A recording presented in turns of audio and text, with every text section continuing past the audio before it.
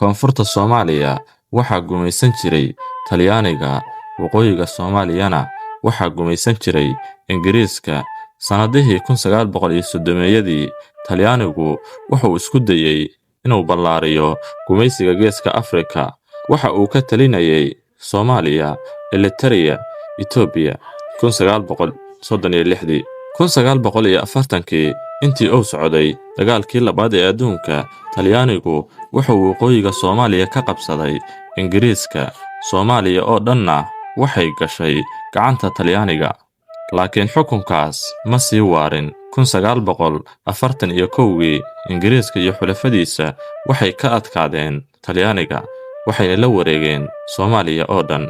Sidaas darteed, laga bilaabo 1941 ilaa 1950kii, Soomaaliya waxaa maamulayay Ingiriiska. Muddo 9 sano ah, Ingiriisku wuxuu ahaa maamulku meel gaar ah. Wax horumar dhaqaale ahna ma aysan jirin, laakiin waxaa jiray xorriyad siyaasadeed oo ka koobneed ururo siyaasadeed oo la oggolaaday. 1943 waxaa la aasaasay SYL, waxaana aasaasay 13 dhalinyaro Soomaaliyeed ah. Ujeedooyinkooda: 1. Diidmada gumaysiga.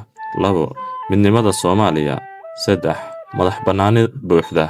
SYL waxay noqotay xisbiga ugu weyn ee xornimada Soomaaliya. Dagaalkii adduunka kadib, dalalka guulaystay waxay ka doodayeen mustaqbalka Soomaaliya yaa maamuli doona. Waxaa jirtay 3 fikir: in Talyaaniga dib loogu celiyo.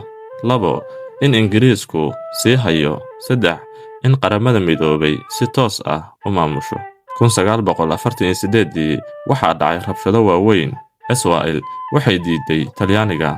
Dad badan ayaa ku dhintay mudaharaadyadaas. 1949kii, Qaramada Midoobay waxay go'aamisay in Talyaaniga loo celiyo Koonfurta Soomaaliya, laakiin hoos yimaadaan kormeer caalami ah. Waxaa la go'aamiyey in 10 sano gudahood Soomaaliya xorriyad la siiyo, in laga bilaabo waxbarasho, siyaasad, diyaarinta dowlad Soomaaliyeed.